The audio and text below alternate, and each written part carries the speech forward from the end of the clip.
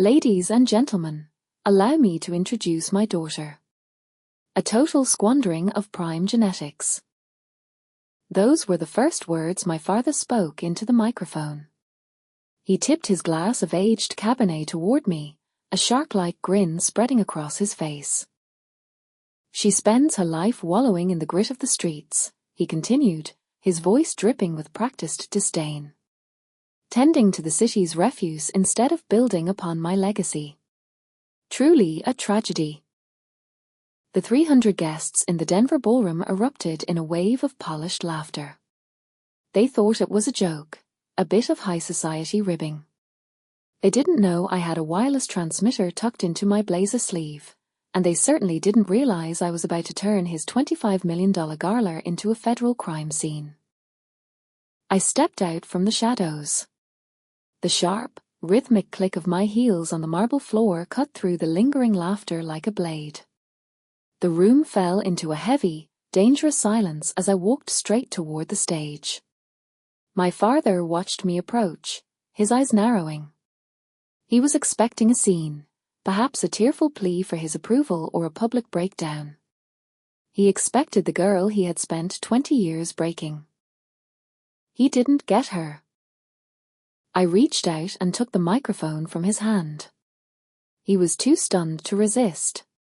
Turning to face the crowd, I looked out at the sea of expectant faces waiting for a punchline. My father is right about one thing, I said, my voice steady and cold. I do work with our state's most vulnerable populations. He conveniently omitted my actual job title. I let the silence stretch until it felt suffocating. I am the Senior Oversight Officer for the Colorado Health Commission.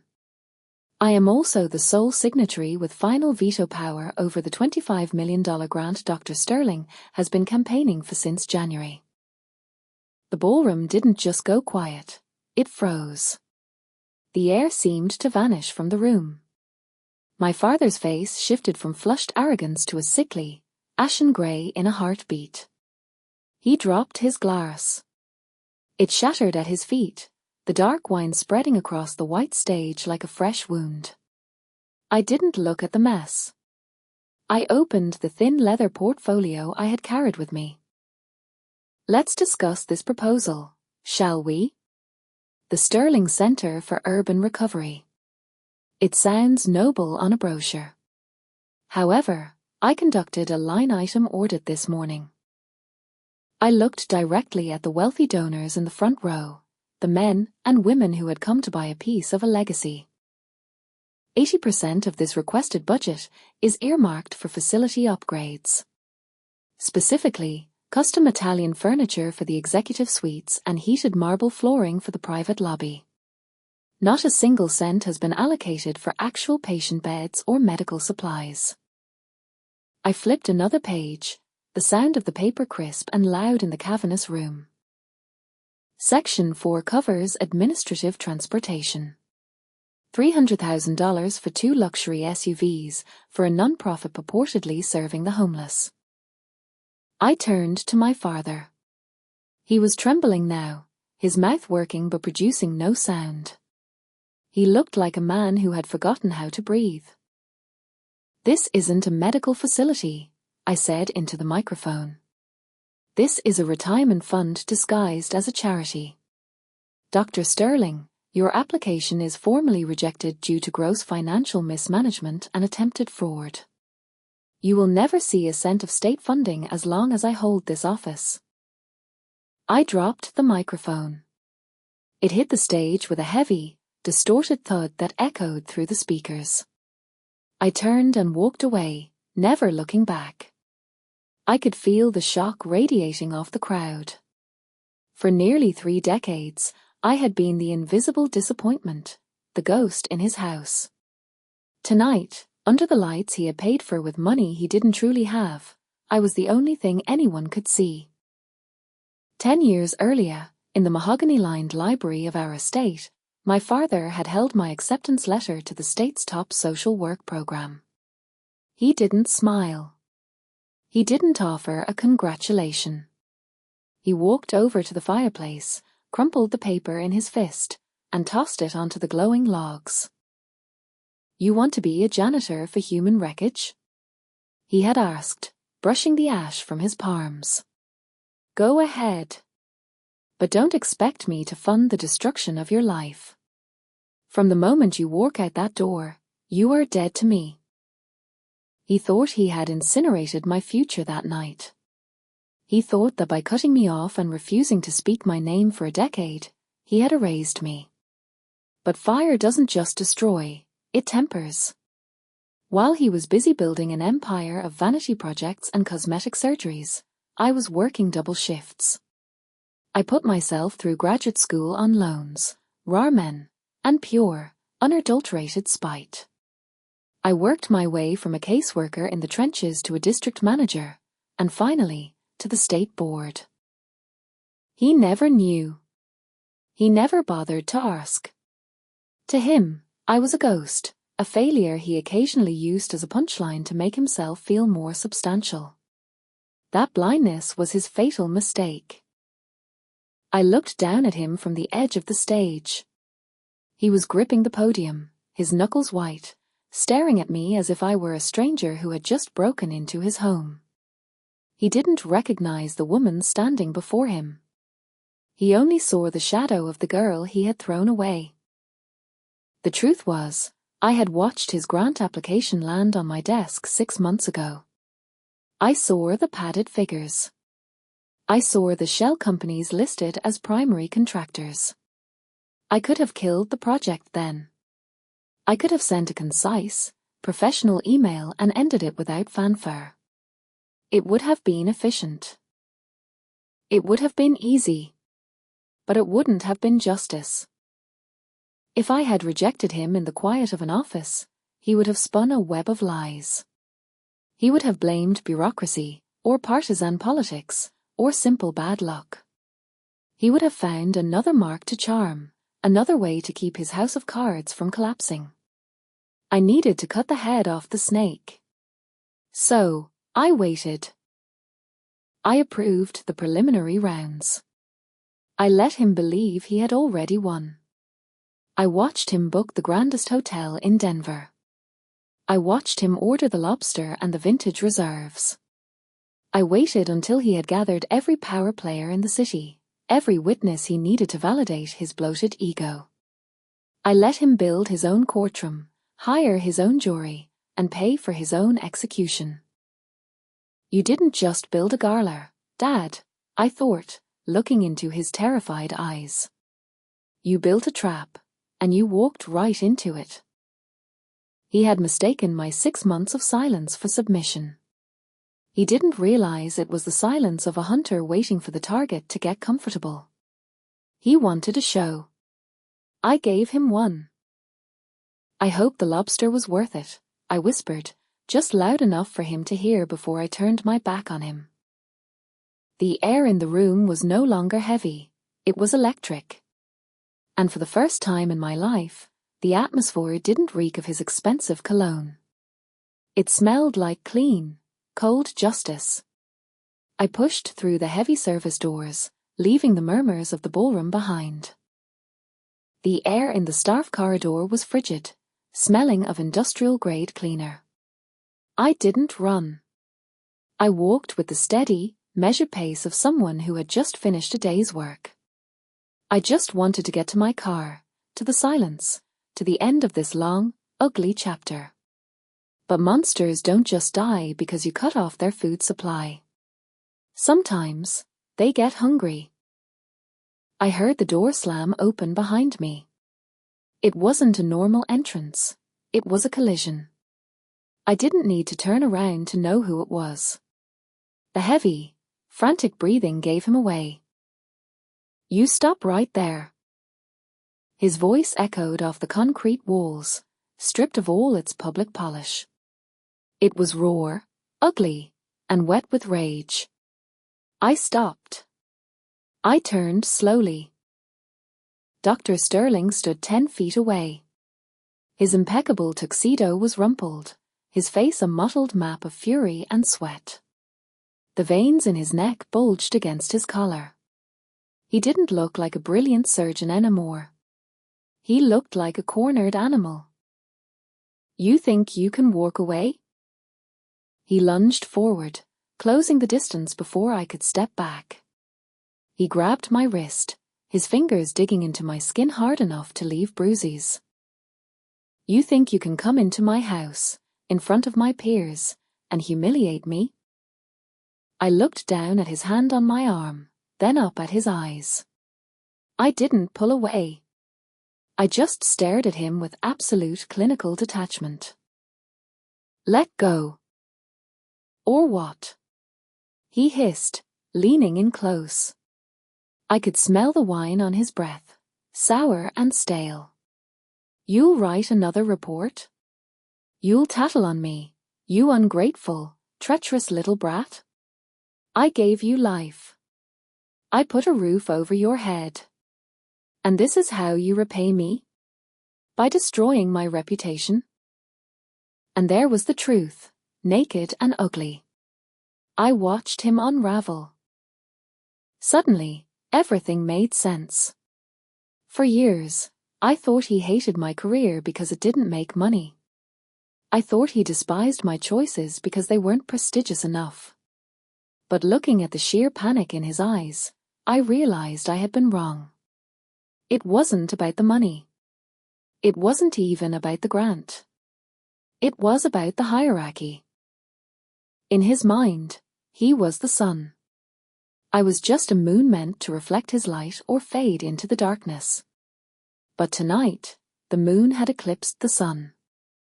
Through waste of genetics he had exercised power over the genius. Through a janitor he had fired the surgeon. It was a narcissistic injury so deep it was fracturing his reality. He wasn't angry because he was broke. He was angry because I had proven I was stronger than him. He couldn't process a world where his victim was his judge. Your reputation? I asked, my voice calm, contrasting sharply with his hysteria. I didn't destroy your reputation, Dad. I just turned on the lights. If you don't like what people see, that's not my fault. You ruined everything. He shook my arm, spit flying from his lips. Do you know who I am? Do you know who I know? I will bury you. I will make one phone call and you will never work in this state again. I will sue you for defamation until you're begging on the streets with the junkies you love so much. He wasn't hearing me. He was doubling down, retreating into the only thing he had left, threats. He still thought he held the cards. He thought he could bully reality back into a shape that pleased him. He was retreating into the only weapon he had left, fear. He still believed he held the high cards. He thought he could bully reality back into a shape that suited him. I wrenched my arm free with a sharp, violent jerk. He stumbled back, caught off guard by the physical resistance. You're not listening, I said, stepping into his personal space, forcing him back against the cold concrete wall. You think this is over? You think I just came here to embarrass you? He glared at me, his breath coming in ragged hitches, his eyes darting around the empty corridor. You have no idea what you've done, he snarled. But I have an insurance policy. You think you're smart? You think you can take my money? I still have something you care about. A cold knot formed in my stomach. The rage in his eyes shifted, sharpening into something truly cruel. He reached into his pocket and pulled out his phone. You want to play the villain, Cassie? Fine. Let's see how much you love your grandmother when she's sleeping on a park bench tonight. He offered a wet, slick grin that made my skin crawl. He lowered the phone slowly, letting the threat hang in the air like toxic smoke. He thought he'd won. He thought he had found the one button he could press to make me fall in line. You see, he said, his voice dropping to a conspiratorial whisper. You have your little title. You have your clipboard and your self-righteousness. But I have the only thing that actually matters in this world. He stepped back, spreading his arms wide to gesture at the opulent hallway, at the memory of the ballroom behind us, at the ghost of the party he had thrown for himself. I have resources. I have power. You think rejecting one grant stops me? I have a reserve fund, darling. A rainy day account that you and your little bureaucrats can't touch. He laughed, a jagged, ugly sound. He walked over to a service cart abandoned in the hallway, grabbing a half-empty bottle of the vintage Cabernet. He poured a splash into a water glass and swirled it. Look at this wine. $2,000 a bottle. Look at the catering. Do you know who paid for all of this? The foundation. My foundation.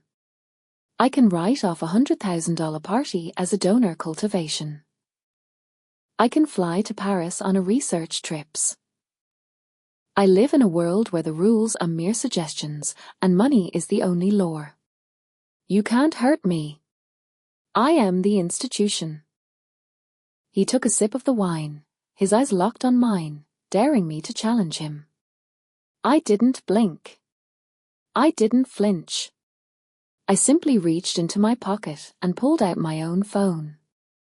I tapped the screen and turned it around so he could see. It wasn't a recording. It was a photo, a high-resolution image of the gala's catering inverse, the wine list, and the consulting fees paid to a shell company registered in his name. You're right, Dad, I said, my voice cutting through his arrogance like a scalpel. You are the institution, and that is exactly why you're going to prison. He frowned, the glass halting halfway to his mouth. What are you babbling about? It's called self-dealing.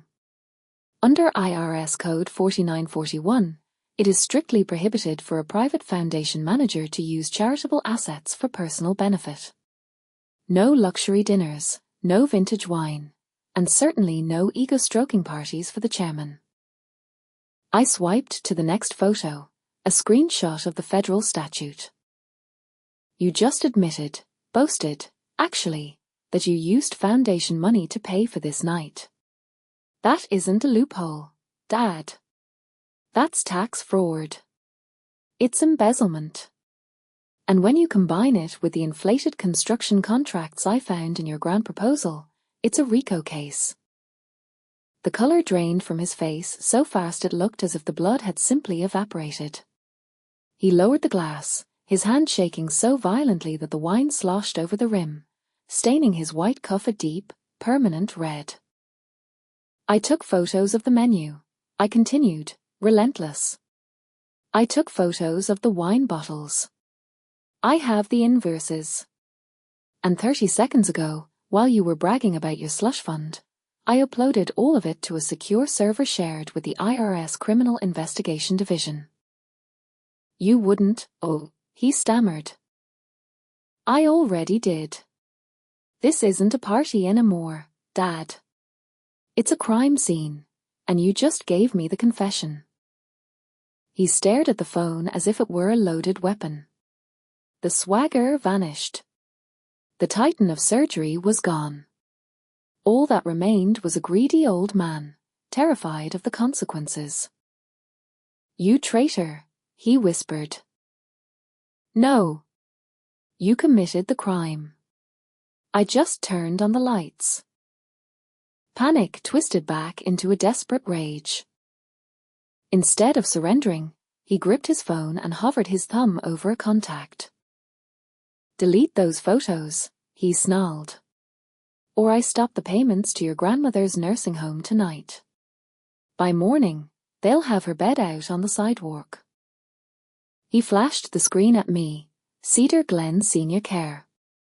I didn't flinch. Call them, I said. Put it on speaker. He dialed. The line didn't even ring. The account was closed. She isn't there, I told him. I moved her last Tuesday. She's at the Kensington now. A full year, paid in advance. His face didn't just fall, it collapsed. The narrative he had built, that I was broke, naive, and beneath him, disintegrated in an instant. You never really saw me, I said. You were too busy admiring your own reflection. I earned my degrees, I managed budgets larger than your entire hospital, and I saved half my salary for 5 years while you were buying vintage cars. You assumed I was weak because I refused to worship you. He slid down the wall until he hit the floor. Please, he begged, the arrogance replaced by a pathetic, high-pitched whine. I have money hidden. Offshore accounts. Just tell them it was a mistake. I turned my screen toward him. It showed an active call. Call in progress. Special Agent Miller, IRS Criminal Investigation. He's heard every word of the last 3 minutes. The phone slipped from my father's nerveless fingers and clattered onto the concrete. The fight was over. I walked out through the service exit just as the federal agents began to swarm the corridor. Behind me, I heard the sudden eruption of shouting, the distant wail of sirens, and the small, panicked voice of a man who had finally discovered that gravity applies to everyone. Outside, the night air was cool and smelled of impending rain. I got into my modest sedan and dialed my grandmother. It's done, I said. And him? She whispered. He can't hurt us anymore. For the first time in my life, the constant, critical noise in my head, his voice, was gone. I didn't feel joy, exactly. It was more like the dull ache that remains after a surgeon cuts out a tumor. As I drove away, I didn't look back. People like my father believe that power makes them untouchable. But the truth always finds a way to land. If someone treats you like you're invisible, let them. Ghosts can walk through walls. Ghosts see everything. And by the time they finally notice you, the checkmate has already been set. Sometimes, being overlooked is the only advantage you need.